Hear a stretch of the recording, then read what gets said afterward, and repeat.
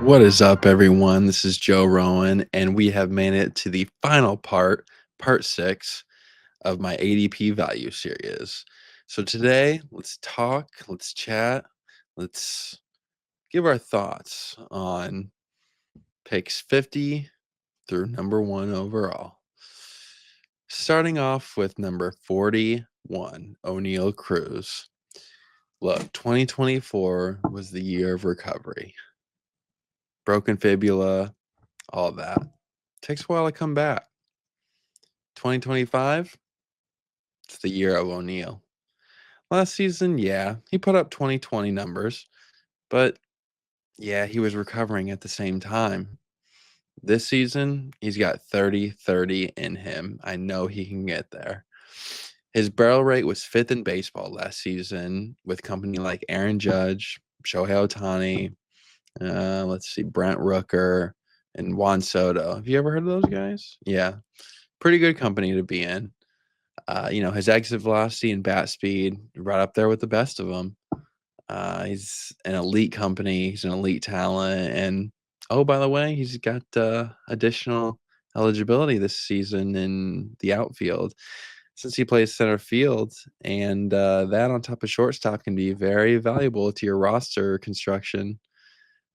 So 41st overall, it's cheap for a guy like this, considering, Michael Harris II is going before him, who's, he's fine, but he doesn't have near the upside that Oneil does. The way he impacts the ball, it's crazy. So I'm going with the Bucko center fielder. Next, we have 40th overall off the board, and that's Jacob deGrom. If everything breaks right, this guy could be the overall SP1. He could. DeGrom's that good. He's got a career 2.52 ERA, over 1,600 strikeouts, 2 Cy Youngs. Jacob, even if we just got 150 innings out of you, that would be amazing. He would put up incredible numbers with this Texas offense. He could get 15 to 20 wins if he did that. I think they're going to be back to their 2023 World Series winning form. Everyone's healthy, so I believe in this team, and I believe in deGrom. At this point in the draft, 40th overall, you're in the 4th round, and I'm a big believer in, the first couple of rounds, you always got to take someone consistent, reliable, someone who's going to be there in the lineup every day for you. That's in years past, that was the main problem with deGrom. You would have to spend a 1st or 2nd round pick on him, and this year you don't have to. And in order to win a fantasy championship, you have to take risks somewhere. So taking him in the 4th or 5th round is a much, much better risk than having to take him in the 1st or 2nd. And it's the type of risk that you need in order to win a championship. So I say take a chance on the Texas Ace. Now let's talk a little bit about a younger ace, and that is Garrett Crochet, who was traded over the offseason from the Chicago White Sox to the Boston Red Sox. Now, he should be going much earlier because I trust this guy's metrics even more than Paul Skeens. He is going to have a longer leash in Boston. He's got all the stuff that you could ever want.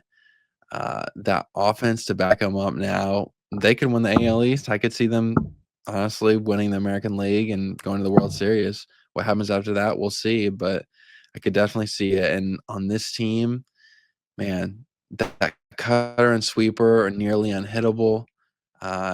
He's my American League Cy Young pick. The injury risk, oh well. He's already had Tommy John pretty recently. So I don't think he's headed in that direction. I don't think he's headed for that just yet. Too good. He's too good to be worried about something like injury risk. And, the metrics, like I said before, he had a strikeout per 9 of 12.9 last season. Sheesh.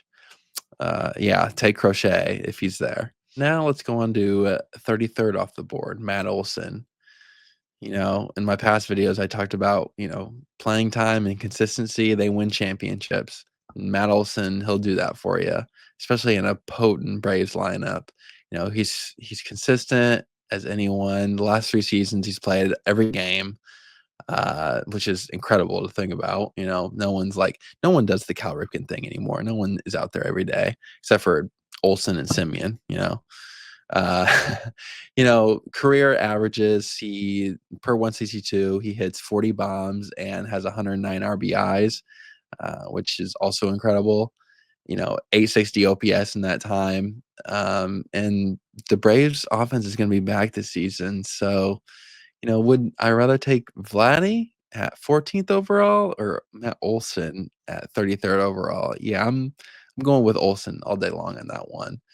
2 rounds later, with this type of Atlanta offense versus a Toronto offense that Vladdy's playing in, just think about that. No, go with Olson. You'll save yourself the trouble, and I think you'll be very glad that you did. And lastly, let's talk about the only elite second baseman in fantasy baseball, and that is the Snakes in the desert, Ketel Marte. Now, he's a premier keystone option. And remember when last season everyone was saying, yeah, remember, Ketel Marte, yeah, Diamondbacks, they made the World Series, they good team, solid team.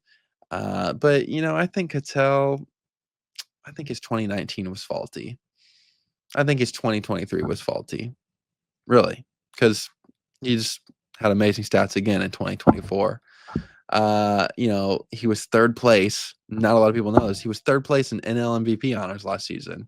It's incredible. And he was honestly challenging Shohei before he got hurt, which is incredible to think about. I think Shohei was going to win all along, which he usually will.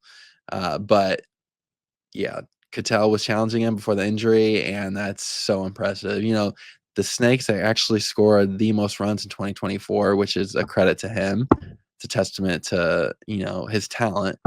And they're going to have a dangerous lineup again this season. And I also think, especially for fantasy, you got to focus on the keystone position early because it dries up quickly, very quickly. Ozzy Albies is the next off the board, and he's, 3 rounds later at 56th overall. So it's a position that dries up quickly. You got the elite of the elite up here, and give me Ketel, so I don't have to worry about the lack of depth at that position. He's an elite option, and I'm gonna be riding with him all day long this season. With that, thank you very much. This has been my ADP value series. Next up on the Just Fantasy Baseball channel, we will have my sleeper series for all the needles in a haystack that you will find in your drafts. And I look forward to being with you guys on that one. Hopefully you guys subscribe and you're with me throughout that one also. Also, if you want to subscribe to my Twitter handle at JRose34. It's been a pleasure.